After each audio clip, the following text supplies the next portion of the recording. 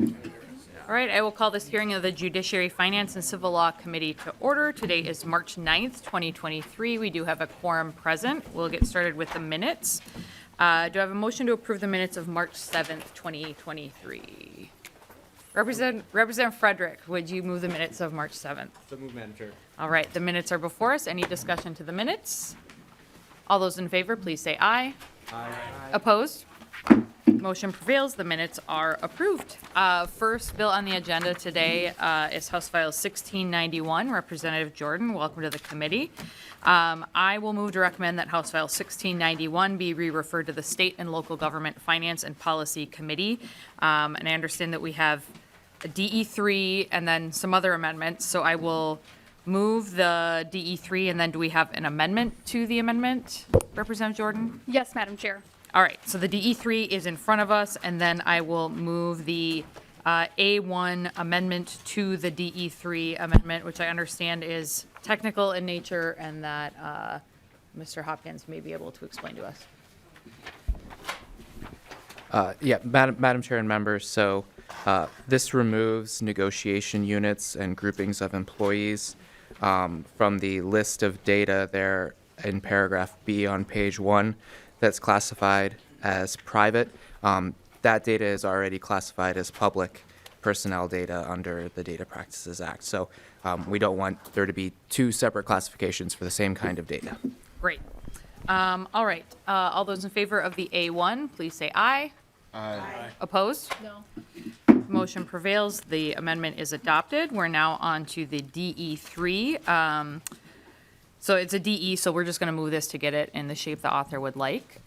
So I will move the DE3 as amended. All those in favor, please say aye. Aye. Opposed? The motion prevails. The amendment is adopted. Representative Jordan, to your bill.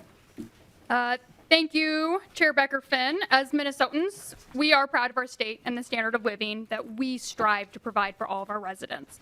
But right now, our laws are not keeping up with the times to ensure that our public servants have the support they need to keep Minnesotans of all ages educated, safe, and healthy.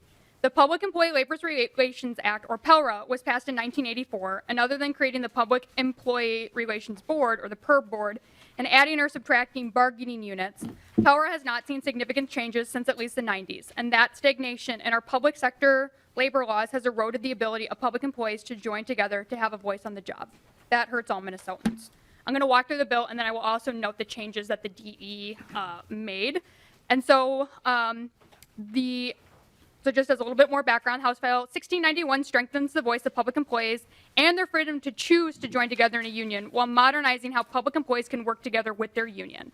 This bill adds essential clarifications to the rights and responsibilities of public employers, employees in their unions, with some of those clarifications needed following the 2018 Supreme Court decision in Janus, which overturned their previous position in Abood from 40 years earlier.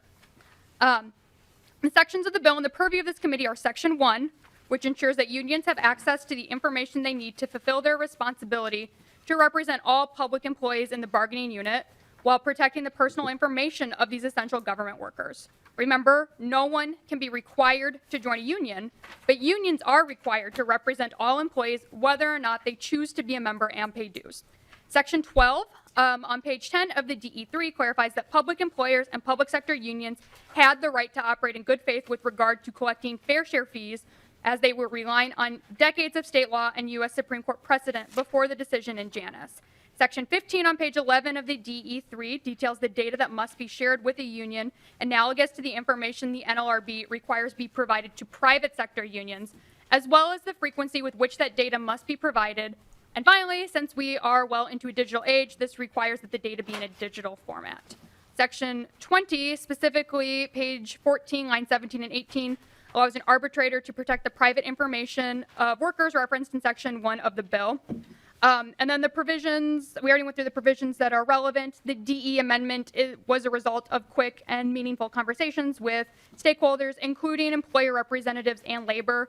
This resulted in adding language barring employers from providing employee social security numbers. It increased the proposed probationary period for new teachers from 60 to 90 days. It removed language that created a potential conflict of interest with existing classifications of public data. And it clarified building meeting language to recognize limits on union access to employees during working time. This represents an effort on everyone's part to balance the interests of employees and employers. And in short, these provisions do modernize PELRA and address the need to protect workers and their information. And before we move to testimony, I want to make sure members know that this bill guarantees no outcomes. Employees and employers must still negotiate. This bill gives workers a voice on the job the way PELRA was intended. And with that, I would like to proceed to testimony and discussion. Chair Becker-Finn. All right, thank you. First on the list, I have Meg Luker-Nicolai, and then I have Dale Clark on deck.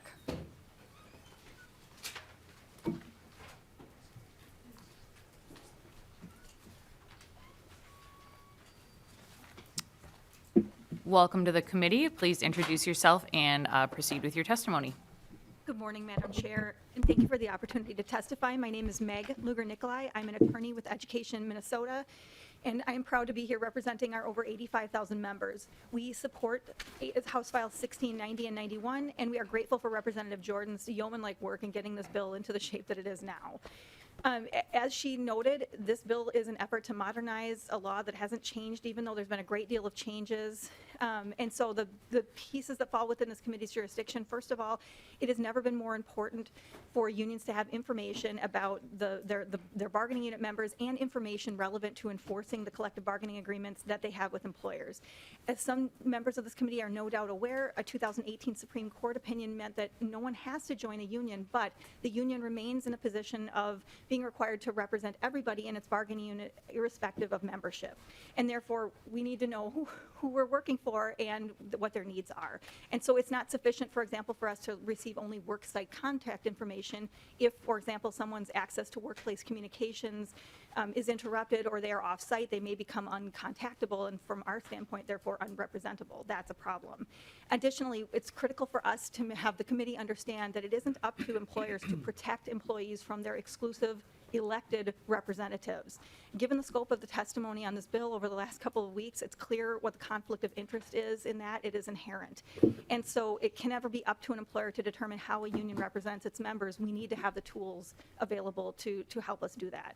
Secondly, we do appreciate the provisions concerning past dues liability. There was a wave of parasitic litigation following the Janus decision in 2018 that sapped the resources of both employers and unions. Not necessary. Everybody was following the law. Appreciate the opportunity to be able to use electronic signatures like other aspects of our legal currency. And then finally, the Revised Uniform Arbitration Act modification is relatively narrow, but enables arbitrators to have access to all types of public data subject to a protective order. All right, thank you. Next up, I have Dale Clark, and then I have Jennifer Early on deck. And when I tell you you're on deck, that's me telling you to move closer so you can get up to the table quicker when it's your turn. Welcome to the committee. Let's see, President Clark, if you could introduce yourself and proceed with your testimony. Good morning, Madam Chair and members of the committee. Thank you for the opportunity to testify. My name is Dale Clark, and I have been an English teacher for 31 years, and I currently serve as the president of the Hopkins Education Association, the teachers union in Hopkins. I'm here to express my support for HF 1690 and 1691, and we are grateful to Representative Jordan for carrying this bill. Unions want and need support for our members. Our union representing to help teachers to understand and access appropriate compensation, health benefits, medical leaves, and a variety of other contractual conditions of employment. Unions need information to ensure that their contracts are being implemented fairly and effectively. Last spring, our union wanted to ensure that the district was being even-handed and fair regarding personal leave requests. The district could have provided us with the information concerning employee leaves, but chose not to. Instead, my district delayed the request and refused to give us the information we had requested on behalf of teachers. We finally made a request to the Bureau of Mediation Services for assistance, but we were met with skepticism, hurdles, delay after delay. One extra step required that our request be resubmitted on letterhead instead of as an email. An email was considered to be an inappropriate format, another delay. It's bad practice for employers to hide information that reflects our contractual commitments and responsibilities. Currently, my district gets to decide what information it will provide to enforce our contract, which undermines the ability to collaborate on employee questions and issues. The union is discreet with employee information, and we will safeguard it.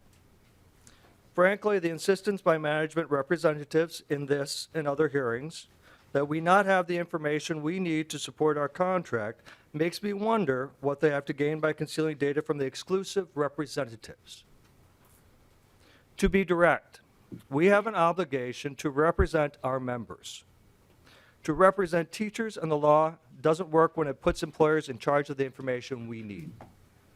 We strongly support the requirements that unions be given the tools that they need to protect teacher rights, and we want freedom from our employers' conflict of interest communication of data and information. Thank you for your consideration. Thank you for your testimony. Jennifer Early, please introduce yourself and then go ahead with your testimony.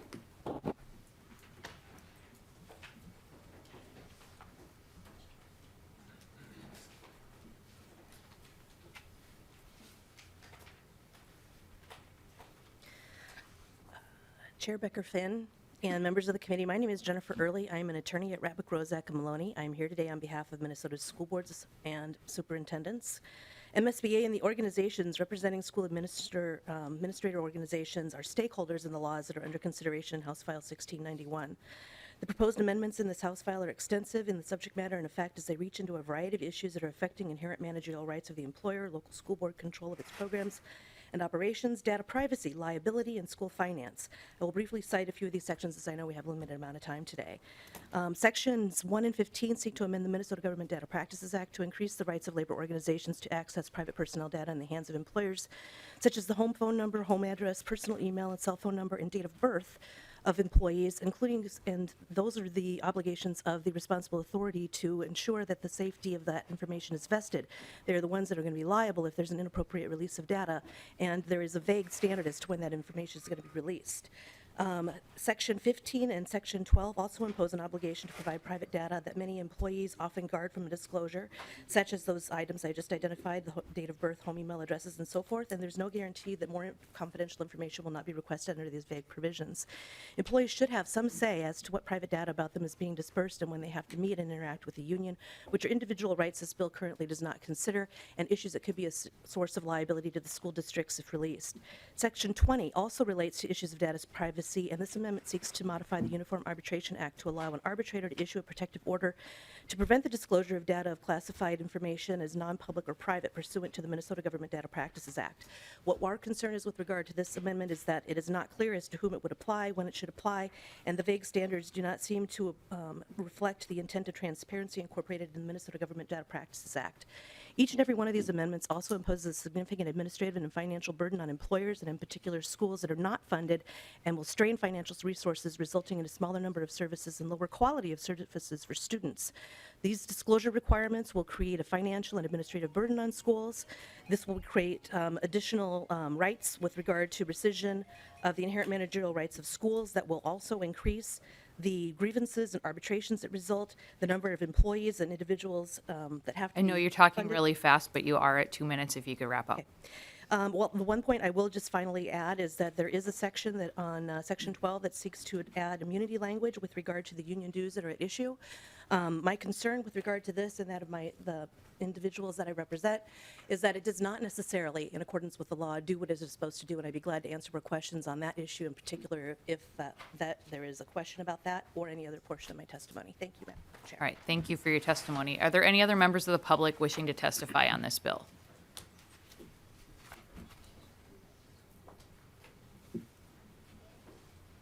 Are you standing up because you want to testify? Or okay. All right, we'll move on to member discussion. Representative Niska. Thank you, Madam Chair, and Representative Jordan. I wanted to start with the Janus provision, Section 12 in the statute, and Ms. Lugar-Nicolai testified that there was a wave of litigation after Janus, and I'm curious about what the status of that litigation is right now as it relates to Minnesota Public Employee Union specifically. And as it relates to this bill, please, Representative Jordan. Yeah. Yes, Madam Chair, and thank you, Representative Niska. Good morning. Ms. Luger-Nicolai, haven't had my coffee yet, apologize. Might be a little marble-mouthed, but there was litigation in Minnesota where employees that were fair share members, so they were not full share members of the union, did try to engage in litigation to receive those dues back, and the Minnesota courts, not sure which level exactly, ruled that those unions had been operating in good faith and did have the right to collect those dues. And so that litigation has already happened in Minnesota. It's happened in other states, I believe Illinois. It's happened in a number of other states. And there is not currently litigation to my understanding. That doesn't mean that people couldn't bring a new case before. But that litigation that I know that we've already taken, our judicial branch has already taken a stance and found that unions did have the right to collect those dues during that period of time. Representative Niska. Thank you, Madam Chair, and Representative Jordan. That was my vague understanding of it as well, and so I'm not really understanding what Section 12 accomplishes that's sort of within our role as a legislative branch. It says it's just clarifying the law and seems to be making factual findings and potentially future cases that are unknown. What is the purpose of Section 12 sort of within our duty as a legislative branch? Representative Jordan. Madam Chair, Representative, that is to clarify that those unions were operating in good faith and did have the right to collect those fair share dues during that period when Abood was the predominant case study. Representative Niska. Yeah, thank you, Madam Chair, and Representative Jordan. I did want to shift gears a little bit to the issue about that Ms. Early referenced about the school districts being the responsible parties when it comes to safeguarding the data of employees and now being forced to give that to a different organization that they don't have control over. And in particular, I'm concerned because we just have seen news in the last couple of days about a very significant data breach at the Minneapolis Public Schools, and obviously the Minneapolis Public Schools are then the responsible party for dealing with that data breach and the potential ramifications of it. Who is going to be responsible for a data breach if a school district has to give money to a public union, or any public employer has to give money to a union or give data to a union, and then that data is breached? Representative Jordan. Well, Madam Chair, there's no money that districts are giving to unions or that governments. There's no money being given. Correct. I misspoke. I meant data. Okay. It's a pretty big difference. So I want to clarify that there's no money being given. There is data, and that data is required by the unions to conduct that business. And so the data breach, so obviously there's a data breach in my district recently. It's Minneapolis schools and their liability insurance. I would imagine that if the data was breached by a union, it would be the union's liability. And I think Ms. Luger could better explain how that data is relevant and how the liability for data and data breaches is occurring. Yeah. Ms. Luger-Nicolai.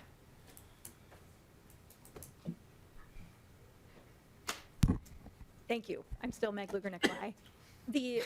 There are already requirements in the private sector and in the public sector pertaining to data breaches. So any entity that is holding information and loses it is going to be on the hook, for example, for credit monitoring services and other aspects of those safeguards. And I think it's worth noting that right now the only thing we're talking about is employer-held information that's been getting breached.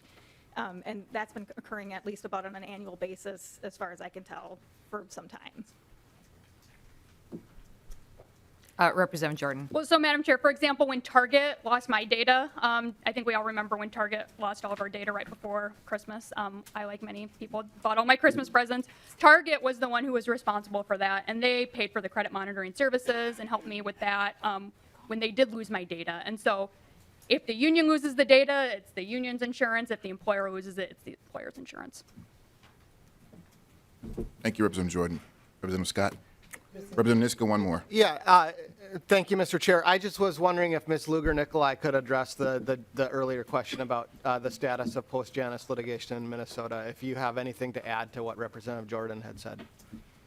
Mr. Chair, Representative Niska, I just wanted to also tack on to my previous answer that Education Minnesota does provide credit monitoring service to all of its members as a benefit of membership. And so that is actually something that works for our folks, generally speaking. And then the status of litigation, the case in which we were involved was ultimately the plaintiffs lost at the district court level and the Court of Appeals.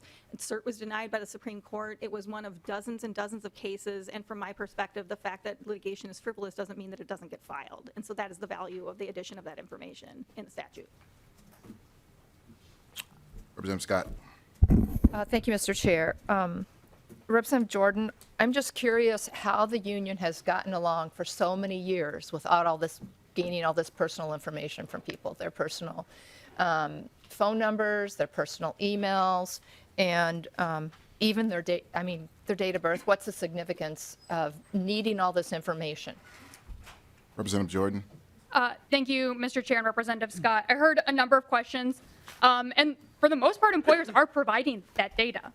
I've talked to a lot of districts do provide that initial data. This clarifies the bill to make sure that they are providing it. I think, again, Ms. Lugar-Nicolai could better answer the actual workings of how that data is transmitted and what they have done. And I think there was I'm sorry, I know you had another question in there as well. Could you repeat that for me? Representative Scott. Sure. Thank you, Mr. Chair and Representative Jordan. I wondered how the unions have fared not having this piece of statute requiring all this personal information. How have they managed without it before? Mr. Chair, Representative Scott, prior to the Janus decision, when unions were empowered legally to require fair share fees, we did receive member information because we were receiving sort of a dues-like equivalent from that individual.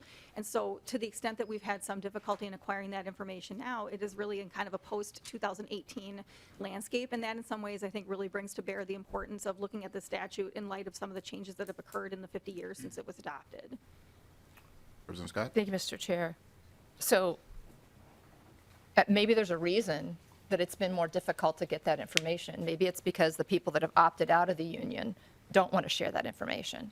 Because, Education Minnesota is one of the largest employee state unions in this state.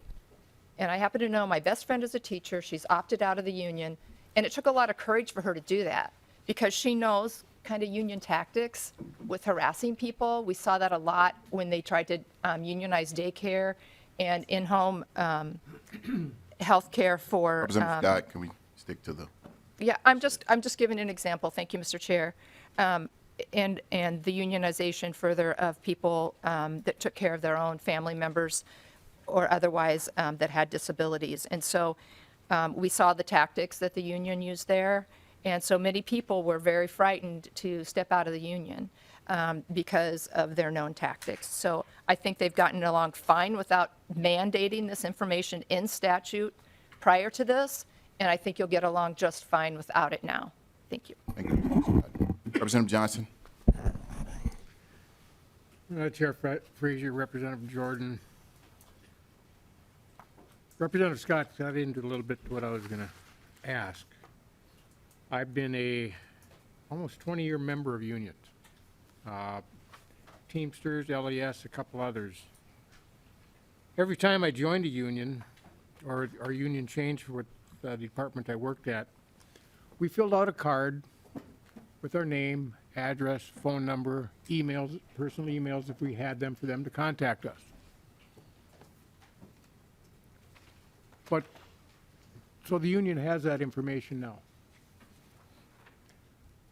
It's disappointing that the union's now starting to go after the information of those who just want to do the fair share. They do not want to be contacted. There's a that's why they signed that for to go fair share. Representative Johnson is no longer fair share. Or whatever it is called now. Mr. Chair. But I'm concerned that as a representative, the example Representative Scott did or provided us, and the reason that it's going to be hard for me to support this bill. Although there's some good things in it that needs to be taken care of. but the overhanded look at what this is doing with some of the stuff in here, I can't support it. Thank you, Representative Johnson. Representative Jordan? Mr. Chair, members, I think it's important to remember that workers have the ability to opt out of the union, but the union doesn't have the ability to opt out of their workers. Unions have to fight for these workers, and they have to represent them, even if these people are not paying, especially in the public sector. You know, this employee might not be paying into the union. They might not have given their information out, but the union still has to represent them if there's a grievance, if there's an issue, if there's a contract dispute. And so these unions need this information to actually do the job that they have to do. Thank you, Representative Jordan. One more question before you close. Representative Frederick. Thank you, Mr. Chair. I just want to point out that all unions provide a very strong service in giving voice to workers, and is something that we should absolutely strengthen because workers need to be supported in the work that they do. And so I just want to say thank you to Representative Jordan for bringing this legislation forward. It is something that's very easy for me to support, and you kind of just touched on the point and the question that I wanted to ask is the expectation of labor unions in representing employees that are both part of the labor union and not. And you just stated that they are still expected, the labor union is still expected to provide protections to employees that are not actively part of the labor union. And I just want to put a big emphasis that I don't know how someone does that if they don't have access to the individual to help support them and communicate with them. And so the data provisions here to be able to provide that basic contact information and so the unions can continue to advocate for the workers, even if they're not a member of the labor union, should be something that we empower them to do. Thank you, Mr. Chair. Representative Jordan, closing. Thank you, Mr. Chair and members for the discussion. I want to remind members how we've talked about public employees during the pandemic. We called educators, nurses, and municipal workers heroes because they were. They vaccinated us against a deadly virus. They hauled away the trash and recycling that people built up after buying things online.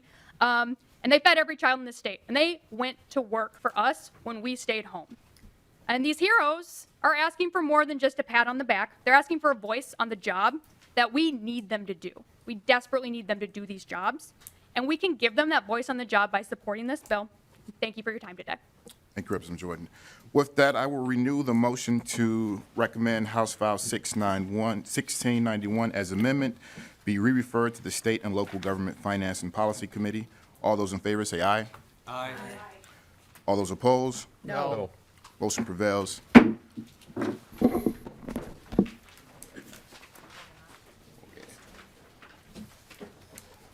Representative Wolgamott, please come down. I will move House File 23, Safe Workers for Meat and Poultry Processing Workers Provided, Report Required and Money Appropriated, be before the committee. Amendment. Representative Wolgamott, do we have an amendment? Mr. Chair, we do have an amendment. I would like to respectfully ask that you move the A4 author's amendment. We will move the A4 author's amendment. Would you like to speak to the amendment? I will, and I will also kind of explain this in the broader bill, but I'm bringing this amendment forward for two reasons. First, the amendment, if you look in subdivision 6 on page 2, it removes the definition of meat processing employer, meat packing operation to no longer will it include pet food manufacturing or rendering. This is in response to some concerns that I heard from folks in that industry, and we want to be respectful of those concerns that they have, and so we're responding to that by removing that from the bill. The second component of this amendment is to clarify for the parts of the bill I'll explain that only apply during peacetime health emergencies. This is language that was put forward by nonpartisan staff just to make sure we're clarifying that we're talking about statewide, not a federal-wide public health emergency. So those are the two changes, Mr. Chair. And once I explain the bill, it'll make even more sense, but that's essentially what the amendment does. Any discussion of the amendment? All those in favor of the amendment say aye. Aye. Any opposed? Amendment accepted. Representative Wolgamott, please proceed with your bill as amended. Well, thank you for your support for that amendment, Mr. Chair and members, and thank you also for the opportunity to come before you today to present House File 23, the Safe Workplaces for Meat and Poultry Processing Workers Act. Mr. Chair and members, I'm bringing this legislation forward because during the COVID-19 pandemic, I heard some horrendous and heartbreaking stories from my constituents who work at a local meat processing facility about extremely unsafe, unsanitary, dangerous working conditions. I got calls where my constituents are having to make gut-wrenching choices between showing up and going to work to earn a living, but also then having to risk putting themselves and their lives and their families' lives at danger. No one should have to be making that choice. This is Minnesota. This is 2023. We want to make sure that our workers are safe. We want to make sure that our food is safe. This legislation is going to be important for workers, but also for all people who eat meat and chicken throughout the state of Minnesota. So, Mr. Chair and members, I'll walk you through what the bill does. The first component of this bill, Section 2, is the definitions, and want to be clear that meat processing worker means any individual who is permitted to work in direct contact with raw meat packing products in a meat packing operation. So it's my intention to not have that include, if you've got front desk staff or salespeople. We're just talking about employees who are coming in direct contact with meat. Subdivision 6 of Section 2, this is in response to some concerns that we've heard from the smaller meat packing facilities. We added, if you see on page 2, line 5, we added a 50 or more employee threshold. That was to try to give some respond to the concerns of the small meat packing facilities. In recent conversations, there continues to be concern that that's not a high enough threshold. So even though I haven't come to a conclusion on the amendment yet, I just want you and members of the committee and the public in the small meat packing facilities to know that we do hear those concerns. We are working on finding a number. It's my intention to find a number that hits that sweet spot of, we definitely want to make sure that we're keeping our workers safe, but it's not our intention to put small meat packing operations out of business. So that's the number before us right now, but I want to be clear that as this bill continues to have its stops through here and into the Senate, we're in active conversations on that number. Going forward, Section 3 develops a workers' rights coordinator. It creates this position to be housed within the Department of Labor and Industry. Section 4 gives our workers the right to refuse to work under dangerous conditions. Section 5 is enforcement and compliance, and this is really one of the most important parts of this bill is the workers' rights coordinator position. And Section 5 gives them the ability to enforce the provisions in this act with the ability to prosecute and or investigate by the Attorney General, District Attorney, or any city or county attorney. And then it gives all meat and poultry processing workers the right to refuse to work in unsafe conditions, which is defined as conditions the worker believes would expose themselves or other workers to the public to an unreasonable risk or illness. It establishes good cause for leaving employment in an unsuitable health work environment during public emergency health order. And it prohibits an employer from discriminating or taking any adverse employment action against a worker, including the threat of reporting a worker's current or suspected immigration status that raises a concern regarding any workplace health and safety practices or hazards. Section 6 of the bill establishes prohibits retaliation against employees and whistleblowers. Section 7 pertains to injuries and safe worker programs and training and reporting. And this part of the bill establishes safe worker program committees to provide written procedures to identify ergonomic hazards and contributing risk factors. The goal here is to rather than have bad things happen and then we have to enforce consequences for dangerous things. We want to be preventative. We want to have a plan on the front end so that we can make sure that everyone's safe and that it's easy to comply with what's happening in this bill. That's what Section 7 is all about. Moving forward to subdivision 7 of Section 7. So now I'm on page 9 if you're following along the bill, Mr. Chair and members and the public. This subdivision pertains only to if there is a peacetime public health emergency that involves airborne transmission. And that's part of what my amendment was seeking to clarify, is making sure that we're just talking state emergency here. And this does a number of things. It requires employees to maintain a 6-foot radius. It requires that the employers provide personal protective equipment, face masks. It has certain qualifications for frequently and routinely sanitizing, giving them the opportunity to wash hands, regularly disinfecting all frequently touched surfaces.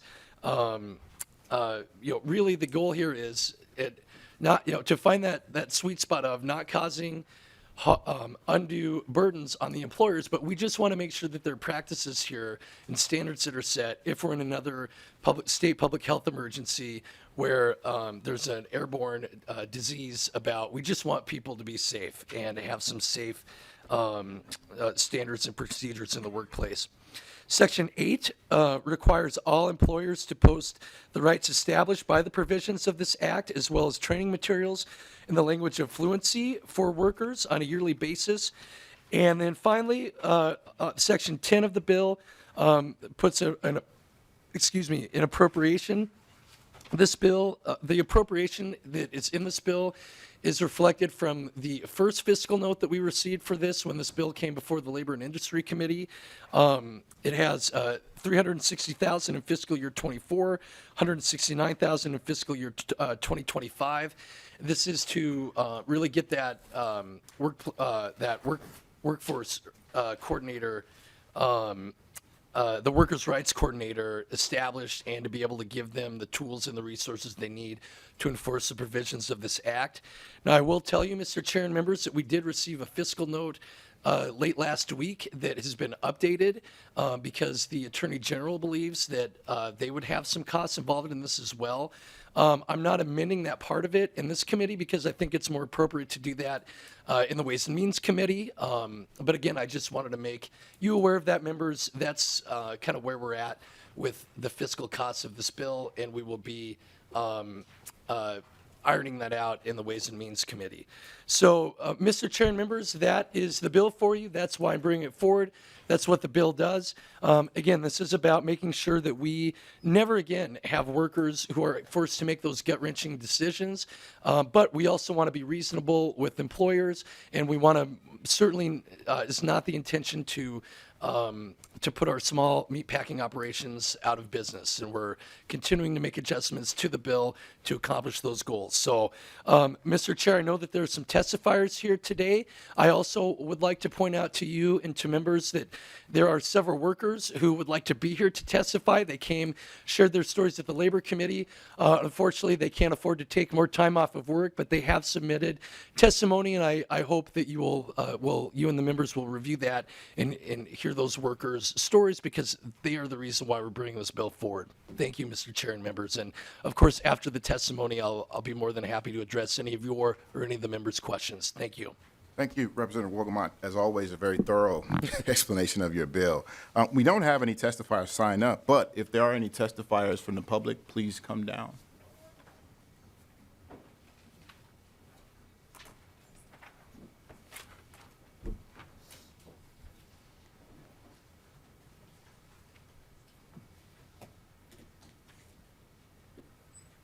Thanks for coming down. Please state your name for the record and then proceed.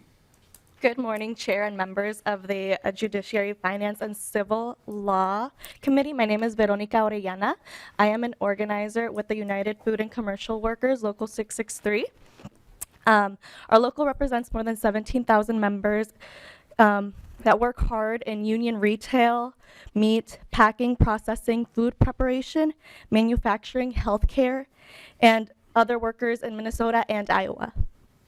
I am here to testify to the importance and need for consistent enforcement policies and accountability measures that protect meatpacking and poultry workers' safety.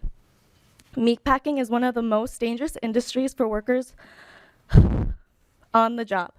Health and safety is continuously brought up as one of the important issues facing meat and poultry workers in Minnesota. The COVID-19 pandemic shined a light on health and safety issues that the workers in the industry have known about and been exposed to for many years.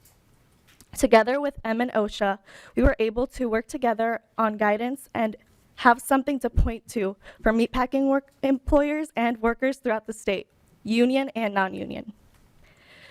The guidelines developed are a step in the right direction for employers. We also recognize that the guidelines are just that, a way to encourage safe behavior and practices without accountability.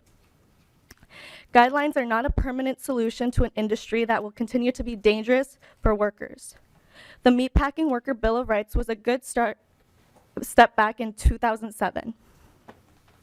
And the COVID-19 meatpacking safety guidelines have helped during the pandemic. The next logical step is to pass this bill, House File 23. This legislation is long overdue. Accountability measures provide consistency in application of this legislation, such as a workers' rights coordinator that is appointed by the DLI commissioner and shall enforce the provisions of the act with the ability to prosecute and/or investigate by the attorney general, district attorney, or any city or county attorney. Everyone knows that OSHA is a reactive agency that only intervenes after someone has been injured on the job. Ms. Soriano, if you could, we did hit 2 minutes, so if you could. Okay. Thank you. This bill is a proactive and gives OSHA the tools and resources to address health and safety for meatpacking workers proactively. We have the opportunity to hold employers more accountable for worker safety with House File 23. This bill provides enforcement and penalties to hold employers accountable if they do not follow the law and do their best to protect workers. We are asking for a fair and level playing field for the safety of meatpacking workers in Minnesota. House File 23 provides consistency and accountability that is sorely... Can you just wrap up, please? Yep, this state must do better for these workers.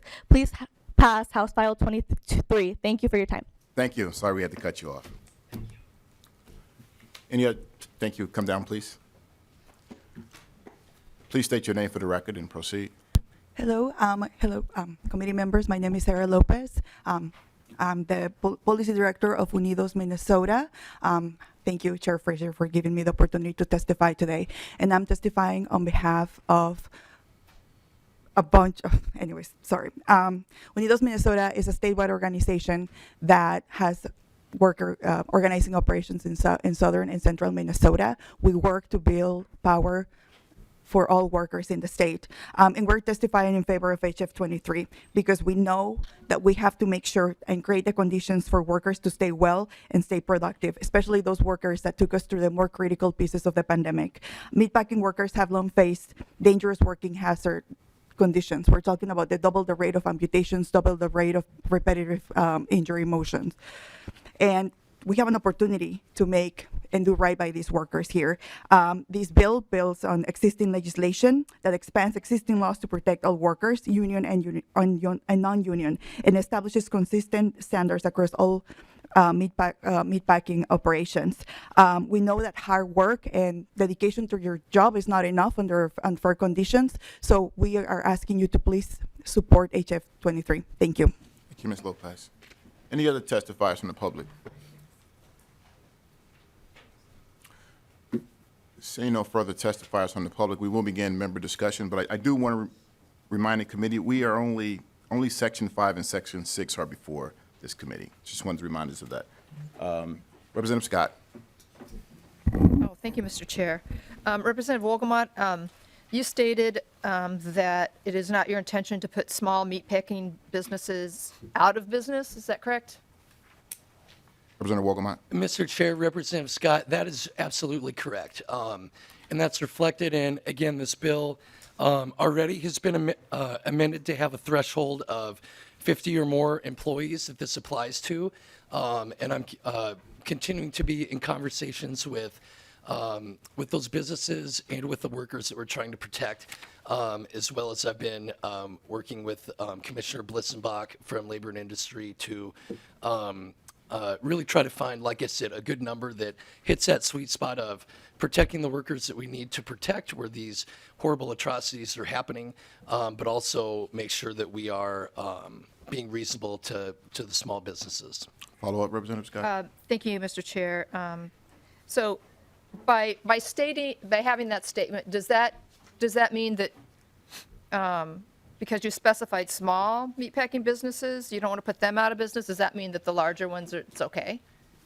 Representative Wolgamott? I guess it's not my intention to put anyone out of business. It's Okay. my intention to, be able to protect workers and make sure that we're, that the main goal here is for people to be able to go to work and be safe and not have horrible accidents or spread diseases that put themselves or their family at risk. Thank you, Representative Mr. Scott. Chair, and thanks for that answer. I wanted to be able, just to give you the opportunity to set the record straight that wasn't your intention to put any businesses out of business. I am curious, Mr. Chair and Representative Wolgamott, you mentioned the fiscal note for the Attorney General, and you thought that was more appropriate to speak to in the Ways and Means Committee. But this committee does talk about enforcement, and we talk about litigation in this committee. So I'm wondering if you could go ahead and share with us what that fiscal note said from the Attorney General. How many cases are they expecting? What are kind of some of their assumptions with this bill if it becomes law? Representative Scott, we are only here to talk about Section 6 and Section 5, but since you put it under the guise of enforcement, Representative Wolgamott, please. Yeah, I have the fiscal note here in front of me, and I'd be happy to share a copy of it with you. It has the updated fiscal note would be $445,000 for fiscal year 2024 and $282,000 in fiscal year 2025. I have not yet had the opportunity to meet with the Attorney General's office. I'm not sure if they have anyone here in the committee this morning to give you a more thorough answer. Essentially what they, based on my reading of this, again, without having had the opportunity yet to hear directly from them, is that they would be, potentially enforcing cases that would incur some legal fees and some staff time on their part. Thank you, Representative Wolgamott. And that fiscal note is in the packet, members, if you want to take a look at it. Thank you, Mr. Chair. I wasn't aware of that. Nope. I'm wondering also, is there a fiscal note from the judicial branch at all? Representative Wolgamott? Representative Wong? I have not seen one. I have not seen one, if there is. Thank you, Representative Wolgamott. Representative Niska? Thank you, Mr. Chair, and Representative Wolgamott. I did want to specifically drill in on the private right of action that we're creating here, and to, I appreciate that you don't want to put any businesses out of business, large or small. I thought actually testifier on a previous bill said it really, really well. Just because litigation is frivolous doesn't mean it doesn't get filed. So I'm very concerned about the way that we're setting up the enforcement in this. I've never seen a bill that gives a executive branch agency and the Attorney General and the county attorney and the city attorney express enforcement power, as well as then creating a new private cause of action with attorney's fees. And so keeping that in mind and keeping in mind the fact that a meatpacking worker, if they suffer a personal injury or if they're retaliated against or if they're terminated, they do have a private cause of action for that. I'm curious to hear why it's necessary to have a new private civil cause of action with attorney's fees in this bill. Representative Wolgamott? Thank you, Mr. Chair. Thank you for that question, Representative Niska. Clearly, the status quo has not been working for our workers. Clearly, there are very well documented violations of public safety, of public health and safe workplace conditions, and our workers have not had enough legal leverage to be able to take cause and protect themselves from these unsafe conditions. So by putting forward the enforcement and compliance language in Section 5, it's my intention to make sure that our workers are more empowered to be able to stand up for themselves and their rights in their safe workplaces when these violations occur. Representative Niska? Thank you, Mr. Chair, and Representative Wolgamott. Why don't we try it with Dolly enforcement and maybe even the Attorney General and City Attorney and County Attorney before we then add a potential frivolous litigation on the backs of the businesses that you said you're not trying to put out of business? Representative Wolgamott? Well, we are working with Dolly. That's why we're creating a new position, as you can see in Section 3, the Workers' Rights Coordinator. We want to have something that exclusively focuses on safe workplaces in meat and poultry processing facilities. And so by putting forward this Workers' Rights Coordinator, by making sure that that there is a position within the Department of Labor of Industry focused entirely on enforcing these sections, our goal here is to give maximum focus and maximum protection to these workers. One more, Representative. Well, thank you, Mr. Chair. And Representative Wolgamott, I hope you'll reconsider having the private cause of action in here. I'm concerned about the language that you use in your private cause of action. You use the word aggrieved, not injured, in terms of who gets standing. And I'm curious whether that means that if a meat processing employer has a safe worker program where only 2 of the workers on the committee have completed the general industry outreach course, whether that means that any worker at that employer now is an aggrieved worker who can bring a private claim with a right to attorney's fees. Representative Wolgamott? Thank you, Mr. Chair. Representative Niska, if you could clarify, I didn't quite follow your question, Representative Niska. So you're just asking about why we use the word aggrieved instead of injured? Is that what you're getting at, Mr. Chair? Representative Niska, if I could ask you to clarify? Yes, thank you, Mr. Chair. If I can only ask one more question about how this civil cause of action language works. My question. You can clarify the question so that he can answer. Yeah, my question, Mr. Chair, there's a number of questions that I think are important to explore in what an aggrieved worker means in the context of this statute. So I'm trying to get at one specifically. And Representative Wolgamott, just for some context, we use the word injury a lot of times in legal context to refer to a specific concrete harm that someone has suffered. And courts often use the word grievance or general grievance to contrast with an injury. And so I'm very concerned about using the word aggrieved worker in this context and how that opens up the floodgates on litigation. So I have several examples I would love to have an opportunity to ask you with, but the one in particular that I was trying to ask you about is on starting on page 5, the workplace committee, your bill. Is this a different question or a clarification? No, I'm trying to explain to him what the question was about the 3 workers who have completed a general industry outreach course. So that was coming from the language in Section 7 of his bill, because we're creating a cause of action for anyone who is aggrieved by any violation of any part of this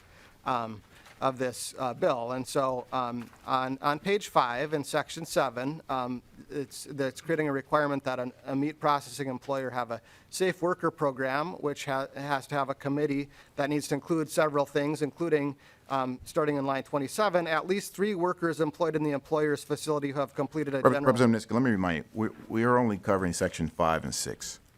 Correct, Mr. Chair, and this is about how a worker might be aggrieved by a violation of... In Section 5, it says, if a meat processing employer does not comply with a provision in Sections 179.87 to 179.8757, an aggrieved worker may bring a civil action. So I'm trying to explore the meaning of aggrieved worker, Mr. Go ahead, Representative Niska. Again, Representative Wolgamott, if you're following me on page 5, line 27, it the requirement includes that the committee has at least 3 workers who have completed a general industry outreach course approved by the commissioner. And I'm just wondering, in a situation in which there are 3 workers, but it turns out only 2 of them have completed the course, has every worker now at that employer become an aggrieved worker who has a private cause of action? Are you Yeah. following my question now? Yeah. Representative Wolgamott. Thank you, Mr. Chair. Thank you, Representative Niska. I guess a couple things. I would say, no, I don't think that means that every worker is an aggrieved worker. The reason why the reason why on page 3, line 17, we do use the word aggrieved rather than injured is because the intention of this legislation is to protect workers beyond just getting an injury. So, for example, I heard stories of constituents of mine who were denied the ability to take a bathroom break. Now, did they get an injury because they were unable to use the bathroom? No. But do I think that it's unacceptable and that my constituents should be able to have a reasonable bathroom break? Yes, I do. I also heard a story from a constituent who was feeling sick, having a fever, kind of wanting to take a break, and they were told that it was because they were menstruating and that's why they weren't able to have a break. That's not an injury, but those are the kinds of things that I think are unacceptable, and we want to make sure that workers are protected and have reasonable working conditions. Injury is included in that, but there are also stories that I've been hearing about that I find horrifying and unacceptable and offensive that I want to make sure workers are protected, and that goes beyond an injury, a physical injury. Thank you, Representative Wolgamott. Any further discussion? Mr. Chair, Representative Scott. I would just ask that you would allow Representative Niska to respond to that answer, because I think there's some distinguishing to be made about what constitutes injury. It's not just physical injury. But I think that's where Representative Niska was going with this, and I feel like that thought process needs to be played out if you would oblige. I would allow Representative Niska. I think you can follow up with Representative Wolgamott offline. I'll just make one closing comment if I could, Mr. Quickly. Chair, which is, Representative Wolgamott, I think Dolly and the Attorney General and a county and city attorney are perfectly capable of holding an employer accountable for a situation like that, which would fall short of what we would consider a legal injury. I hope you'll reconsider putting this kind of a hammer of a private cause of action in this bill. I think it does really create a huge incentive for frivolous and abusive litigation by folks who aren't accountable in the same way that Dolly or the Attorney General or a city or county attorney is, to not engage in frivolous litigation. So that's my closing comment. I think it's unwise to have this structure in this. Thank you, in this Representative bill. Niska. And I will say that frivolous lawsuits, there is some accountability. Costs and fees can be assessed on the folks that bring those kind of frivolous claims. So there is accountability. I will close out. I'm just going to refer this so we can keep moving. Seeing no further discussion, I will renew my motion to recommend that House File 23 as amended be re-referred to the Ways and Means Committee. All those in favor say aye. Aye. Any opposed? No. Motion prevails. Thank you, Representative Wolgamott. Thank you, members, and thank you, Mr. Chair. Up next is House File 1056, Representative Edelson. I will move to recommend that House File 1056 be re-referred to the Taxes Committee. Representative Edelson, that two-year bill, House File 1056, is before the committee. Good morning. Morning. All right. Okay, so House File 1056, Mr. Chair, it's being moved to taxes, correct? Yes. Okay, all right. Okay, so House File 1056, it has 2 different sections. One includes a non-disclosure agreement, and all of this in general, what we're going to be talking today is protecting sexual assault and harassment victims in the workplace. So Section 1 includes a non-disclosure agreement. It's in that case, it will make sure that the wages, right now, in terms of what can happen is when there is a sexual harassment or assault, harassment or assault that happens in a workplace, it can be paid as severance or wages.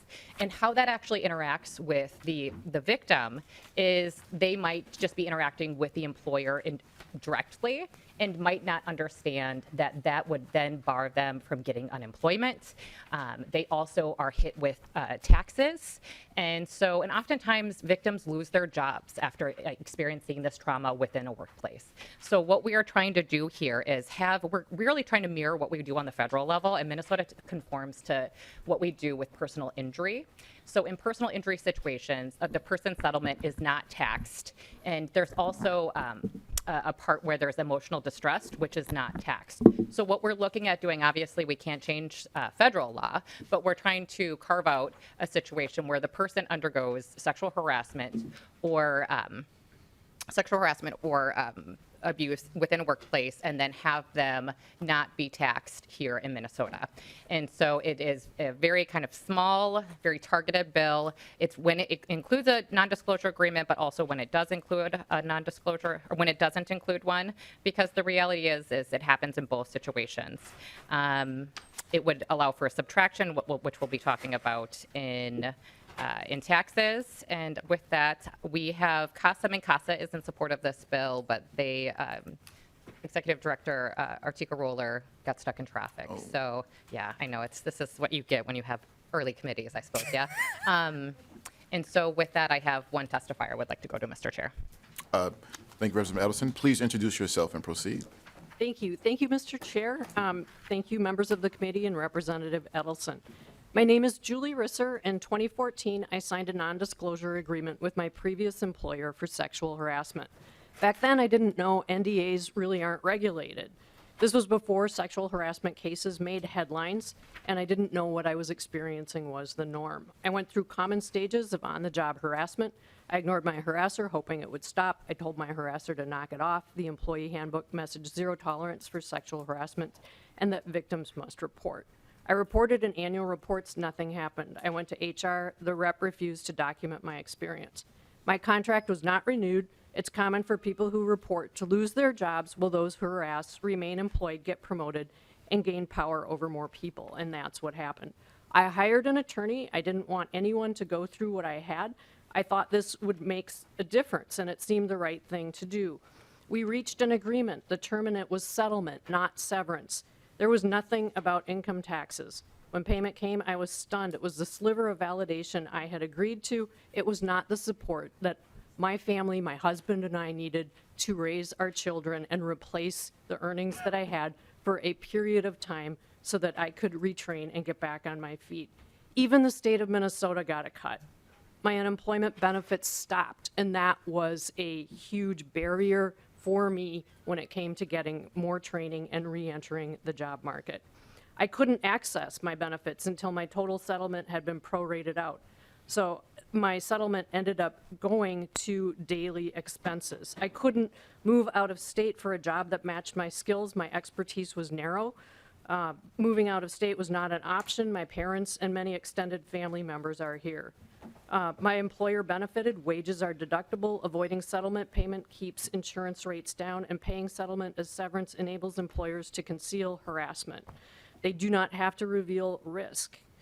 There's no need to acknowledge victims. It re-victimizes and shores up Ms. systemic Risser, it seems like you're close, but if not, could you please? Okay, gender inequities. The other thing is it contributes to creating more and more victims. And in this particular job market right now, I would think there would be great interest across party lines in supporting this bill so that people like myself can get access to funds to retrain. Thank you so much for your consideration. Thank you, Ms. Risser. Anyone else from the public like to testify? Seeing none, we'll go to member discussion. Seeing none, Representative Edelson, you're going to close? Support the bill. I like that. With no further discussion, I will renew my motion to recommend that House File 1056 be re-referred to the Taxes Committee. All those in favor say aye. Aye. Any opposed? Motion prevails. Thanks for getting up early, Representative Edelson. Put her on first next time.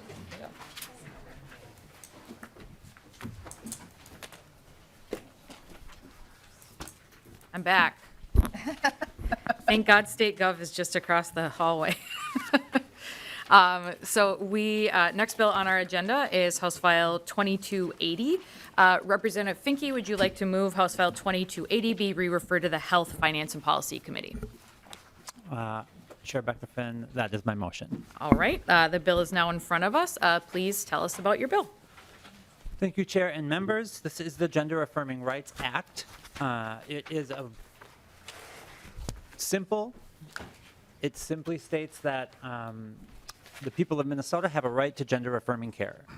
We have had extensive conversation in this committee about what constitutes gender-affirming care and why it is necessary. And we have done much work to protect it for people who are coming from out of state, and now I am bringing a bill to protect it for people who are in state. That's all. All right, we will move on to testifiers. First on the list is Kat Roan, and then I have Mark Lynn on deck. Again, if I tell you you're on deck, if you can be closer to the table, that would be great. Welcome to the committee. Please introduce yourself and proceed with your testimony. Thank you. Good morning. My name is Kat Roan, and I am the Executive Director of Outfront Minnesota, our state's largest LGBTQ advocacy organization. I come to testify in support of HF 2280, the Gender-Affirming Care Rights Act. Healthcare is a human right. While discussions of gender-affirming care have become loaded with all sorts of political rhetoric and misinformation about what this care is, the truth is that gender-affirming care is healthcare. It's care that is supported by the medical and scientific community with decades of established practice that has demonstrably improved the lives of members of our community, including me. Trans and gender expansive people know who we are. We deserve to have the right to access the care and support we need to live our best lives. Unfortunately, far too many members of our community still face significant barriers in accessing gender-affirming care, and as yesterday's executive order by Governor Walz so clearly recognized, there are many places where that care is now under direct threat. It is crucial that our state continue to affirm our commitment to ensuring that every Minnesotan can make the most important decisions about our bodies with the support of our care providers without barriers and interference. That we affirm that access to evidence-based, effective, and necessary healthcare should not be infringed by the state. That healthcare is a human right that Minnesota will uphold. Our state took an important and necessary step yesterday, and I hope we'll take another one today. I ask you to support this act. Thank you. All right, thank you for your testimony. Dr. Mark Lynn, and then Chris Meyerhofer on deck. Please introduce yourself and proceed with your testimony. Good morning. My name is Dr. Mark Lynn. I'm a pediatric psychologist at Children's Minnesota. Thank you, Chair Becker Finn and committee members. I work as a member of the gender health team at Children's Minnesota, and I'm grateful to join you today to express Children's Minnesota's strong support for House File 2280. My years of training and clinical practice have prepared me to support and protect kids and their families, collaborating to empower them to be their best and most authentic selves. At its root, gender-affirming care is listening to, understanding, and supporting transgender youth and their families, and it involves both mental health and medical care. We follow guidelines and best practices that are supported by every major medical association and organization in the country and across the world. We know that kids and teens who can access critical gender care services go on to experience reduced levels of depression, anxiety, and related markers of distress, often to similar levels of their cisgender peers, and that's just the tip of the iceberg. And I'm a PhD who wrote dissertations, so I could talk your ears off about the benefits. But every week I see these benefits in the lives of kids and their families. We know gender care, but they know their kids. And they ask us all the crucial questions, including those that are being elevated as part of the national conversation on gender care. Over the course of our work, parents who feared they were losing the child they once knew learn that their child was never lost, but can now be more of themselves because they received gender-affirming care. I want to emphasize the fundamental rights that these kids and teens deserve to have, not just in our state, but across the country. These include the right to simply be, to take for granted all the things that cisgender kids can take for granted. That's gender-affirming care. With this bill, Minnesota has the opportunity to send a clear message to kids and families throughout our nation. Thank you, Representative Finke, for your continued leadership and advocacy. Thank you for your testimony. Dr. Chris Meyerhofer, and then I have Dave Edwards on deck. Please introduce yourself and proceed with your testimony. Good morning, Chair, members of the committee. My name is Chris Meyerhofer. I am a pediatrician at Hennepin Healthcare. My pronouns are he, him, or they, them. Thank you, Representative Finke, for carrying this bill. It is my pleasure to testify in full support of House File 2280. Gender-affirming care is life-affirming care. In my practice, I take care of many transgender and gender-diverse youth and their families. For some of these patients, this involves medical intervention for gender dysphoria. However, for all of these patients, it involves providing a loving, supportive environment where the youth feel safe while they explore their identity. The Gender-Affirming Rights Act is critical to ensure individuals have the right to make autonomous decisions regarding their gender identity and the care they receive. Gender diversity is a normal, beautiful aspect of the human condition. There have been people who exist outside of the male-female binary for thousands of years, across cultures, and far prior to the advent of medicine-based transition. This is something we should be celebrating, not restricting. The Gender-Affirming Rights Act keeps decisions where it should be, between patients, their families, and their providers. Against the backdrop of recent states' attempts to restrict gender-affirming care, I applaud the efforts of this body to recognize the validity of gender diversity and the rights of individuals to make their own decisions regarding their care. By supporting this act, Minnesota has the opportunity to provide critical support and care to a very vulnerable population. In summary, I strongly support the Gender-Affirming Rights Act and urge the legislature of the state of Minnesota to enact it into law. Thank you. Thank you for your testimony. Dave Edwards, and then I have Rebecca Delahunt on deck. Please introduce yourself and go ahead with your testimony. Good morning, everyone. My name is Dave Edwards, and my pronouns are he, him. I am the proud dad to two amazing children with my wife of 16 years, and my oldest child is a powerful and inspiring transgender girl. She's perfect. My 12-year-old transgender child is perfect, not in the completely literal sense, considering the number of eye rolls I've received in the last 24 hours, but in the fact that she actualizes a perfectly true representation of her authentic self every single day. I have been horrified at the legislative attacks targeting kids like mine over the last year. There are more bills in more states, and the content of these bills is quickly devolving into the groundwork for the elimination of transgender people. That last statement is not hyperbole. At the recent CPAC conference, a speaker asserted, for the good of society, transgenderism must be eradicated from public life entirely. If you haven't already, I would encourage everyone in the room right now to watch that clip online. Listen to the words that are spoken, but also pay attention to the response of others in that room. Watch the audience's faces as they clap in agreement for the elimination of transgender people, and imagine they are talking about your family.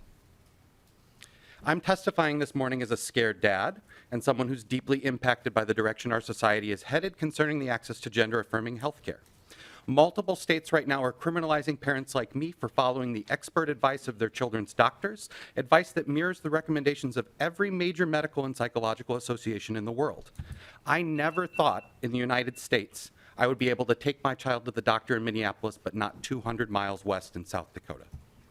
HF 2280 is needed because Minnesota must be different. It's not enough to simply not be part of the problem. Do we value the lives of all Minnesotans? If that's true, please take the actions necessary to keep trans kids, trans adults, and families safe. Thank you. Thank you. Next, I have Rebecca Delahunt, and then I have Paul Post on deck. Please introduce yourself and proceed with your testimony. Thank you, Madam Chair and members. My name is Rebecca Delahunt, and I work as the Acting Director of Public Policy with Minnesota Family Council. HF 2280 states, every individual has a fundamental right to make autonomous decisions about the individual's own gender and related gender-affirming health care. Since individual is not defined in the bill, it means both adults and children. NHS of the UK claims long-term cross-sex hormone treatment may cause temporary or even permanent infertility. This bill legalizes the prescription of hormones or gender surgery without a parent or guardian's knowledge. The Office of the U.S. Surgeon General reports that sex hormones regulate the growth of the skeleton and maintain the mass and strength of bone. Hormone treatment has been linked or potentially associated to other risks, including the loss of speed processing and memory, increased risk of heart attacks and ischemic strokes, loss of sexual function, etc. This seems even more extreme with the following information from the Journal of the American Academy of Child and Adolescent Psychiatry, which reports that many children who experience gender dysphoria do not continue to experience it into adulthood. Hormones and gender surgeries bring in sizable revenue. For example, in leaked footage from the Vanderbilt Transgender Clinic, a doctor explained, a patient just on routine hormone treatment who I'm only seeing a few times a year can bring in several $1,000s because it requires a lot of visits and labs. The doctor also talked about how there are entire clinics which are financially supported by phalloplasties, calling them huge money makers. If you could stick to the bill and not motives of anyone who may be supporting the bill. Thank you. If passed, this bill puts no check between children struggling with identity and an industry which stands to make significant money from interventions. This is just too extreme for Minnesota. Members, I ask you to vote no on HF 2280. Thank you. I submitted my testimony and I have all my sources cited there too if you'd like to review that. Thank you. Okay, thank you. Dr. Paul Post.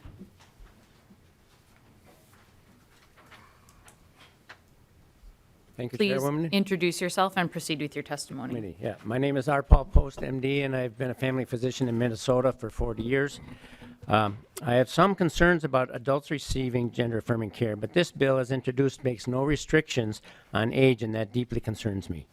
Gender transition-affirming medical interventions imperil already at-risk gender dysphoric youth with experimental and unproven hormonal and surgical gender procedures which medicalizes prematurely and permanently. Transition interventions are not proven effective, not proven safe, does not reduce suicides, and are not the standard of care for gender dysphoria. Scientific and legal evidence is driving an international pushback against these interventions in favor of intensive psychological evaluation and support, and the lawsuits over the harms of these interventions have begun. First of all, minors are unable to make truly informed consent. Children have developing and immature brains, their minds change often, they are prone to peer pressure and don't grasp long-term consequences. Secondly, 4 countries in Europe, UK, Sweden, Finland, and France, have rejected prioritizing gender-affirming transition in favor of emphasizing extended mental health evaluation and support. 3, desistance, which is deciding to return to one's gender at birth, rates are up to 85% by adulthood if it is affirmed, unless it is affirmed. Suicide rates are no different with or without these interventions, and yet suicide is used as emotional blackmail by some providers. Would you rather have a dead daughter or a live son? Surgery is permanent and I have to ask you to irreversible. wrap up. Okay. Puberty blockers have not been studied enough, but if followed by cross hormones will cause sterilization, increased heart disease, cancer, and osteoporosis. Let's take the view of Europe and protect our children until good long-term studies have been completed. And the references for the studies I indicated were included with the written testimony by Dr. Vandermoel. He had 67 references. All right, anyone else from the public wishing to testify? All right, not seeing any, we'll move on to member discussion. Representative Nissen. Thank you, Madam Chair. And Representative Finke, I want to start with a big picture question about what the legal meaning of this bill is. And let me sort of posit 2 different ways that I can read this bill and see if which one of them is maybe more consistent with what the actual legal effect is, not just symbolism, but in terms of how it changes our law. So it recognizes that the bodily right to autonomy includes the right to gender-affirming care, and it's well recognized that we all have some bodily autonomy rights, the right to eat or eat food, to drink water, to have all kinds of health care rights. But in all of those areas, the state regulates the safety of the food that we eat. It regulates consumer fraud. We have private causes of action if someone gives us bad food, for example, or bad water or bad health care. So in that reading or in that understanding of the bill, it would seem like it doesn't change the law in any meaningful way because it's not specifically banning particular regulations or things like that. Ms. Delahunt said that it provides no check so the option B would be it provides no check, that it wipes out the ability of the state to regulate safety and things like that in this area. Which of those 2 understandings of the legal effect of this bill is more correct? Neither of those Representative Finke. are correct. This bill does not wipe away the state's ability to regulate gender-affirming health care. It's extremely regulated. The ability to access gender-affirming care is actually, it's comically difficult for trans people to be able to actually access medical transition care in this country, including in this state. So the idea that we have no regulatory system set up and there's no checks and balances on how people access care is false.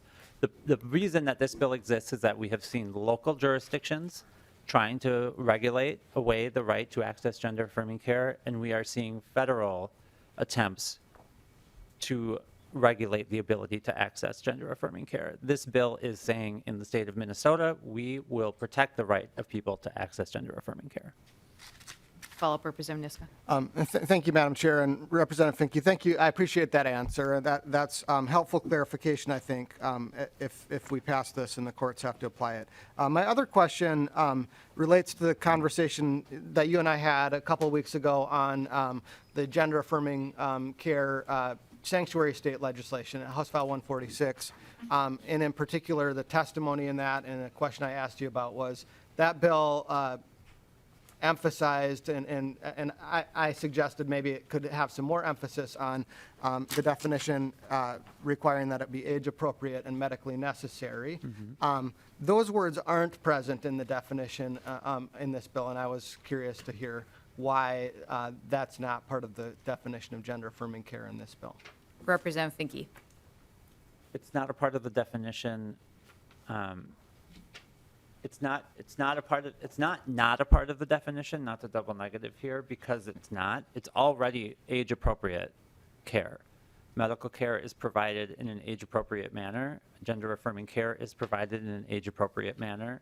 The vast majority, Dr. Gepford has been here before to tell us that the vast majority of people who access gender-affirming care do not access medically related transition health care.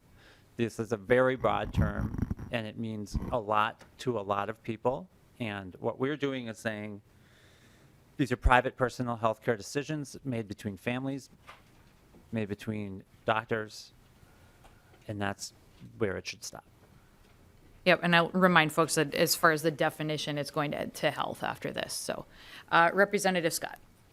Thank you, Madam Chair. Representative Finke, I heard it from a testifier and then just from you that this is a decision to be made with individuals and their families. Could you point to me in the bill here where it refers to like a parental guidance or any parental involvement in this decision making? Representative Finke. That's not a part of this bill. This is not a bill that pertains directly to children. It's covering the right of gender-affirming care for everyone. So if we were to determine that parental requirement was necessary, which it currently is, that would be outside of the parameters of this bill's work. Representative Scott. Thank you. So, Representative Finke, what you're saying then is this is a fundamental right that applies to all ages, like 5-year-olds, 10-year-olds, et cetera? Thank you. Representative Finke. Yes, all people have a fundamental right to determine their own gender and healthcare needs. Representative Scott. Thank you, Madam Chair. And I guess I'm confused a little bit by this bill and what it does, but I don't think. Well, Madam Chair, I'll just ask for a roll call on this bill. I think there's a lot of confusion about what it really actually would do. So. Okay. Further discussion to the bill? Closing comments, Representative Finke. Thank you, Chair Becker-Finn and members for the discussion. This is a bill. There should be no confusion over what this bill does. In the state of Minnesota, we do not have a statutory right to access gender-affirming care. That right is severely threatened, and so I am seeking to bring a bill that protects that right in the state of Minnesota. It is a very direct and simple bill. We may not agree on whether it's necessary, but it's not doing anything particularly confusing, and I would hate for people to think that there's some ulterior motives. I would hope you would support this bill. All right, thank you. With that, a roll call having been requested, Representative Finke renews her motion that House File 2280 be re-referred to the Health, Finance, and Policy Committee. The clerk will take the roll. Chair Becker-Finn. Aye. Vice Chair Frazier. Aye. Minority Leader Scott. No. Representative Carroll. Aye. Representative Curran. Aye. Representative Feist. Aye. Representative Finke. Aye. Representative Frederick. Aye. Representative Grossel. Representative Johnson. No. Representative Mueller. Aye. Representative Niska. No. Representative Weens. No. 8 ayes, 4 nays. All right, with 8 ayes and 4 nays, the motion prevails and the bill's on its way to the Health Committee. Thank you. Next up, we've got House Bill 2322. Representative Pinto, I will move your bill, House File 2322. Members, we're going to keep this really tight. The only reason this bill is here is Section 9 that has to do with data. So we will move the A2 amendment to get the bill in the shape the author would like. All those in favor of the A2, please say aye. Aye. Opposed? The motion prevails. The amendment is adopted. We do have a couple testifiers, but again, we'll also ask our testifiers to keep us focused. Representative Pinto, to your bill. Thank you, Madam Chair and members. I'll just note the proposal for a Department of Children, Youth, and Families, which is before the committee, is one that been proposed by the administration. And what it would consist of is the Children and Family Services Division of DHS, and then some components of a couple other agencies being joined in with that division of DHS. It's one that I'm very excited about, and there are testifiers here as well, but I know that the focus is just on data, and so we'll maybe just turn to those testifiers and certainly be able to answer questions otherwise. All right, I've got Director Erin Bailey. Please introduce yourself and go ahead with your testimony. Thank you, Chair Becker-Finn and members of the committee. My name is Erin Bailey. I serve as Executive Director of Minnesota's Children's Cabinet, which is a cross-agency convening around children and youth. I'm going to keep this really brief. You have slides, and you'll hear from I'm joined with my colleague Stacy Christensen, Deputy Commissioner and General Counsel at the Department of Administration. I'll just say quickly, we are really excited about the moment that we're in and what is possible to do things differently here, better coordinate services around kids and families. For years, and in some cases decades, we've heard about the need for a dedicated agency focused on children. We've heard youth need a clear voice. We've heard that some agencies are too big. Families, local service providers, and those who work for them have been asking for coordination, for engagement, and frankly, years of engagement through the Preschool Development Grant and other opportunities have led to a common theme that families need coordination. They tell their story over and over again in the services that they qualify for. And our administration has doubled down on listening and learning to this, which really led to this proposal to bring services together and center on children and youth. Relevant to the committee's jurisdiction, the bill language includes permissive data sharing already allowable under existing law to support the transition of core programs and streamline services provided to children, youth, and families, and answer this call and feedback that we've received. Before I turn it over to my colleague, Deputy Commissioner Christensen, I'll just say real briefly about the other proposal. This really funds a transition operation that then would lead to the creation of the agency, a new commissioner being appointed in July 1 of 24, and then these core services moving over the next year between July 1, 24 and July 1 of 25.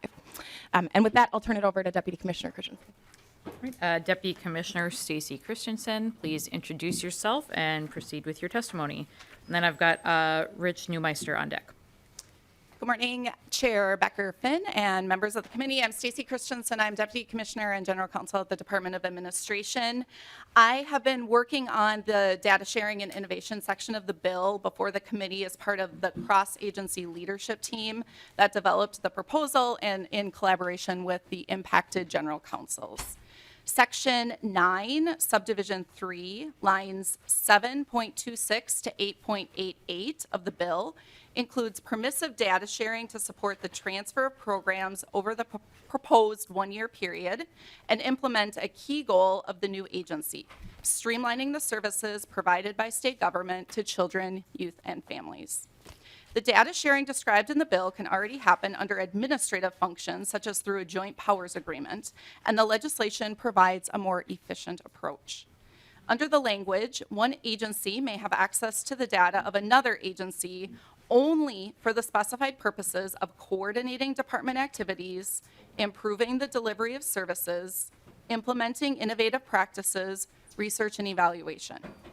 The agencies included in the language are the agencies with programs transferring to the DCYF, which include the Departments of Health, Human Services, Education, and Public Safety. as well as the Department of Administration related to admin's reorganization duties and authority, management and budget, where the transition office will be housed, and deed and commerce related to existing data sharing efforts and agreements for administering programs and for coordinating services. The author's amendment provides for permissive data sharing from the Department of Corrections solely for the purposes outlined in the language.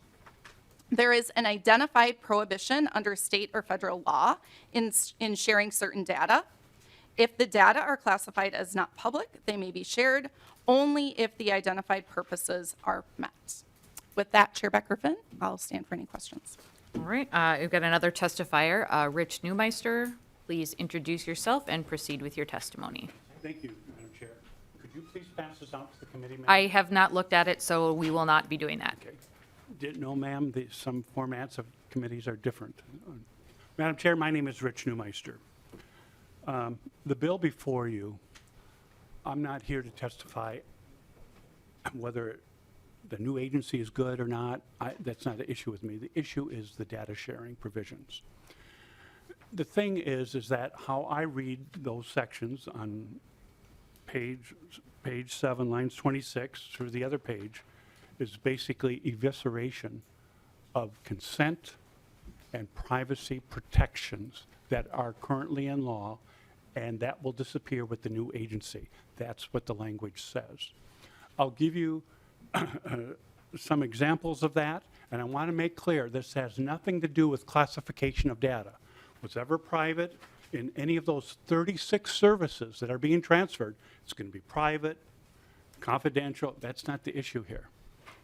So currently, how private data can be shared with agencies are two ways, either consent or specific authorization in law. And you have seen some of those those things. But if you look at the language, it doesn't say that. It says specifically, the commissioner may have access to data of any classification held by the commissioners of human services, health, education, public safety, and on. That means if it is private, confidential, the commissioner could ask, as of July 1st, 2024, I want that data. And I'll give you some of those examples if you look at some of the services. You're going to have to ask you to wrap up. I understand, Madam Chair, and I'll try to be. Well, no, like sure. the timer already went off. okay. So I'm asking you to wrap up. One of the other things, I'll just give you an illustration of an example. For adoptions, will be under the new agency. The new agency, under current law, consents for background checks have to be done. The way the language now reads, there would not need to be a consent for those kinds of background language. There's other parts of the services where I've seen the consents.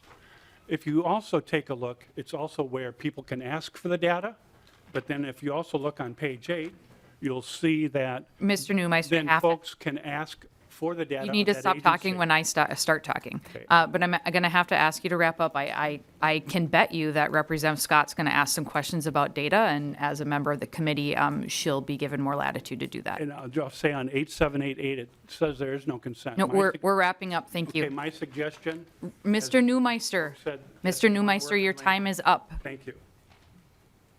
All right, any other members of the public wishing to testify on this bill?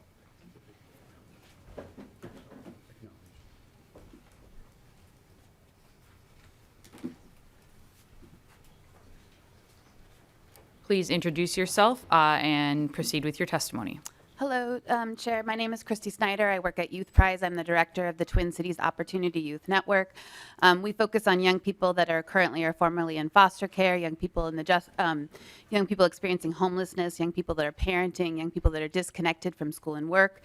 And it has been, I see this department has the possibility of bringing data together so that we can actually see how our children are doing and seeing well-being data. Population level data for this age group that is intersectional simply is not accessible or actionable. We do not measure what we do not value. And so right now, I can't tell you how many young people that are in the justice system are graduating from high school. Hennepin County did a study in 2014, and I was able to see at that point that 25% of the kids in Hennepin County's probation system were graduating at a 6-year graduation rate. Those in MFIB, 32%. Those that are in foster care, 51%. They've never repeated that study, so I can't tell you if any of our interventions are going well. We're not able to see if we're able to make any actionable changes. The possibility of this office and the data the data coming together in that way helps us as a community to see if we're able to move young people's outcomes in a different way. At this point, I don't have any way of knowing my population level data, so I don't know if those that are young people in foster care and justice system, those aren't distinct people. Those are together. They're intersectional, and we deserve to know how they're doing, and this office will tell us. Thank you. Moving on to member discussion. Representative Scott. Thank you, Madam Chair. How long do we have the room, Madam Chair? We can go for another 15 minutes, but we've got other bills to do. Yep. Thank you, Madam Chair. Because I have like 5 pages of notes on this bill, but I will do my best to narrow it down. Yep, and I'm sure Representative Pinto would love to talk to you offline as well. Representative Scott. Thank you, Madam Chair. Representative Pinto, I'm wondering who helped write this bill? Where did this bill's language come from? Representative Pinto. Madam Chair, Representative Scott, this came from the administration working with, I believe, the reviser, and then also I think the research staff helped with it. But it's an administration proposal, if that's, yeah. So. Yep, Representative Scott. Thank you. Well, Representative Pinto, I know this bill was introduced a little bit later, so I'm assuming that means it's been in the works. The language had been being put together. But I want to just say, in my 14 years of serving in the legislature, all of which I've served on this committee, I have never seen such an extreme and a grievous disregard for the personal and often sensitive data that government holds on Minnesotans as what is being compiled here. This bill is establishing a centralized database, basically, that includes data from Human Services, Health, Education, Public Safety, Department of Commerce, Admin, MMB, and the counties and the school districts. So basically, when you go enroll, for instance, your child into kindergarten or preschool, the administration of that school would basically, because of all the data sharing that's happening in this bill, would be able to have a dossier on your family and your child when you even go to sign up. This allows data sharing willy-nilly. Ms. Christensen said that this would only be, this sharing would only happen the first year. That's not articulated in the bill. The reasons that are stated in the bill are so broad that you could drive a semi through them.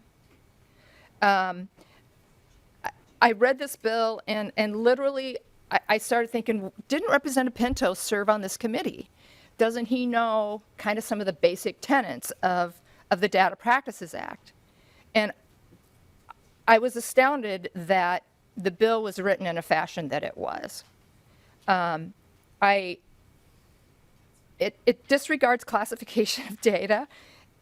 We don't know who within these agencies will have access to this data.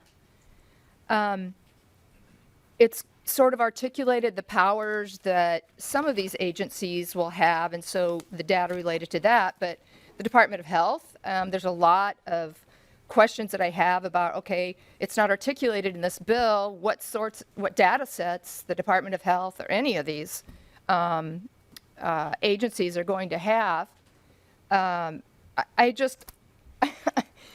having a super hard time with this bill, Representative Pinto, and I've enjoyed working with you over the past, but I'm shocked at the lack of parameters in this bill.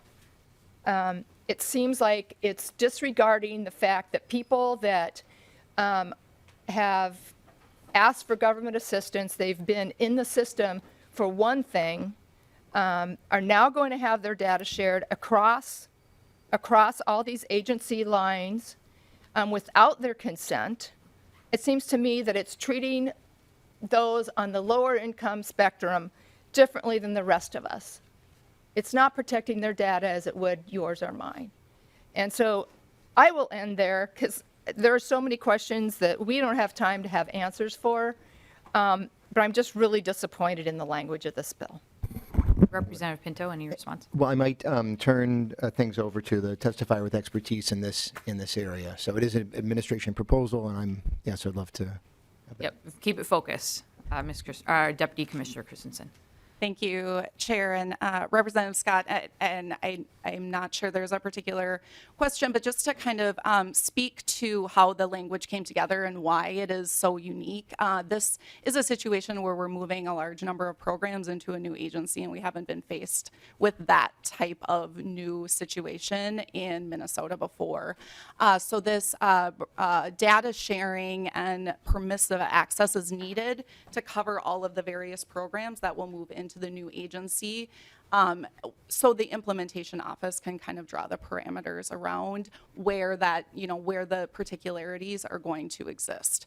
So the intent is to make sure to cover everything that needs to flow to this new agency for efficiency and streamline purposes.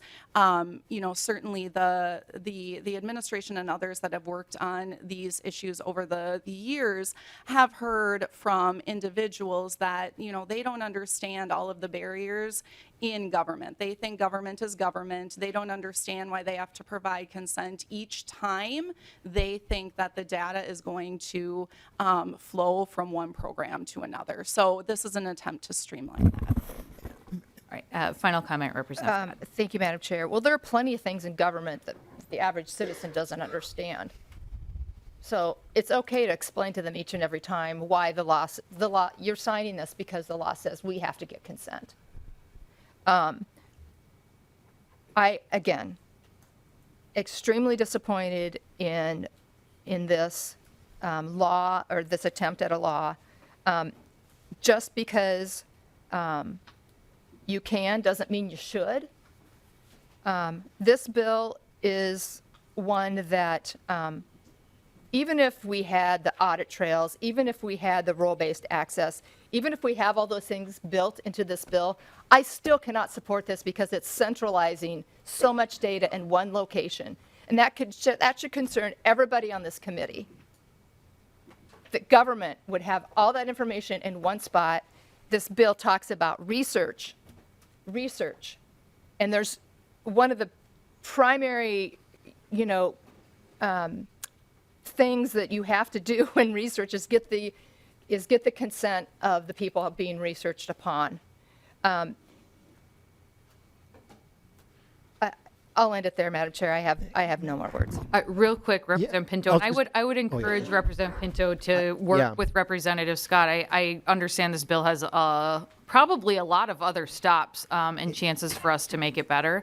Representative Pinto, real quick, and then Representative Johnson is going to have to be real quick. After So I'm just so absolutely, Madam Chair, and Representative Scott will note that as the proposal it was the administration's proposal over the course of this process, it sort of becomes my proposal. And so as that process works through, I really would be eager to work with you on this. The language came from the administration, as is often the case for moving that forward. I'd really love to talk with you and continue to work with you. We were so lucky to have it come here first.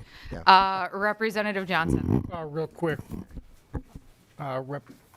Chair Becker Finn, Representative Pinto, I think you need to find out what data they need and start specifying that way to see what data you need to do. I think that'd be a much better place to start. And with that, Chair Becker Finn, I would request a roll call. Okay, a roll call having been requested, I will renew my motion that House Bill 2322 as amended be referred to the Public Safety, Finance, and Policy Committee. The clerk will take the roll. Chair Becker Finn. Aye. Vice Chair Frazier. Aye. Lead Scott. No. Representative Carroll. Aye. Representative Curran. Aye. Representative Feist. Aye. Representative Finke. Representative Frederick. Aye. Representative Grossel. Representative Johnson. No. Representative Mueller. Representative Niska. No. Representative Weens. No. 8 ayes, 4 nays. All right, the motion prevails. The bill is on its way to public safety. The next bill on the agenda, Representative Curran. We're going to do 822 first. Is that the plan, Representative Curran? If we could start with 823. Okay, quicker, and we may have so we if may we're have not- to kick the other one to a different day. Yeah. Okay, so Representative Curran, would you like to move House File 823 be placed on the General Register? Yes, that is my motion, Chair. All right, House File 823 in front of us. Please tell us about your bill, Representative Curran. All right, I will. Folks try to- leaving the committee, if you could try to be quiet, we have work to do still. Thank you. Thank you, Chair and members. I will try to be brief. HF 823 is pretty simple and straightforward. Currently, when a peace officer is in the background study phase of the hiring process, the employing agency or the law enforcement agency where they're seeking a job they conduct a background study. And so this bill mandates that a criminal history report through the BCA be part of that process. So while an extensive process is currently being done, we don't actually state that the BCA has to be consulted for that criminal history check. So I've been through the process. I can assure you it is typically quite extensive. It's just that we have language that's missing that doesn't require this background history check through the BCA. This bill would also grant law enforcement agencies to then share this background study data with the post board. And this, again, is a simple yet important change in language that allows the licensing agency to receive the background study data found by the potential employer or the law enforcement agency. And with that, I'll turn it over to Director Misselt to offer testimony and answer questions. All right, welcome to the committee. Please introduce yourself and proceed. Yes, Eric Misselt, I'm the executive director with the Minnesota Post Board, and I can't encapsulate any more than what Representative Curran already said, other than to say this is just a fix to allow us to get CJIS data and required by the FBI. Any members of the public wishing to testify on this bill? All right, moving on to member discussion. Representative Johnson.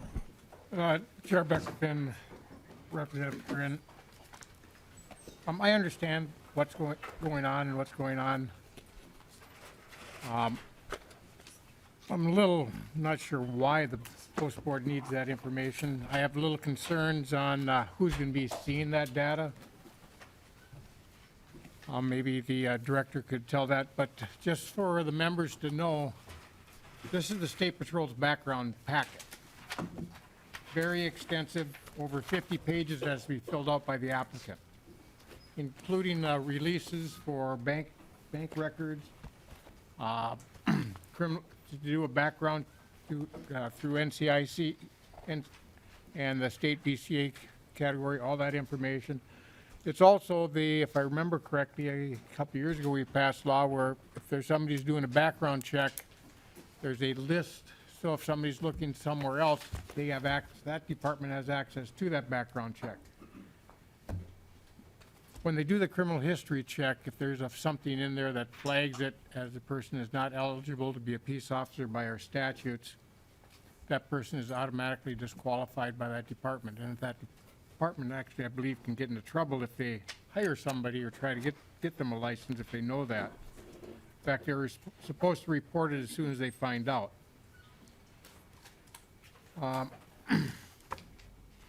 So I guess the only concern I have on this bill is we need to get something in there to limit who has access to it, so that person is flagged and they're removed from the list of licensed eligible.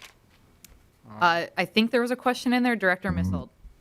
Yeah, the need for this bill, particularly 823, is because of exactly what you're identifying. Currently, law enforcement agencies who can do the background because they're doing an employment check, they are not allowed to share it with the Post Board. They cannot. They've been sharing that CJIS data actually in violation of their CJIS agreement. So this would rectify that. This would allow them to share that with us, which they are, as you point out, supposed to do. And we do not have that authority. We cannot do background checks because we are not the employer. So in essence, this cures that problem. All right. Quick follow-up, Representative Johnson. We have 2 minutes. But, Chair Becker-Finn, Representative Missile, I understand that, but I would just wish you would just limit who has access to the data. Director Missile, I think you heard what he said. Understood. All right. Closing comments, Representative Curran. Thank you, Chair. Thank you, members. Like I said, this is a really simple fix. This just simply allows the licensing agency post to have access to data for the folks that they are licensing under their authority. And I appreciate support on this bill. Thank you. All right. Representative Curran renews their motion to recommend House File 823 be placed in the General Register. All those in favor, please say aye. Aye. Opposed? No. The motion prevails. For the public's benefit, House File 822 will be kicked to a different day, so stay tuned for announcements from the committee. With that, we are adjourned.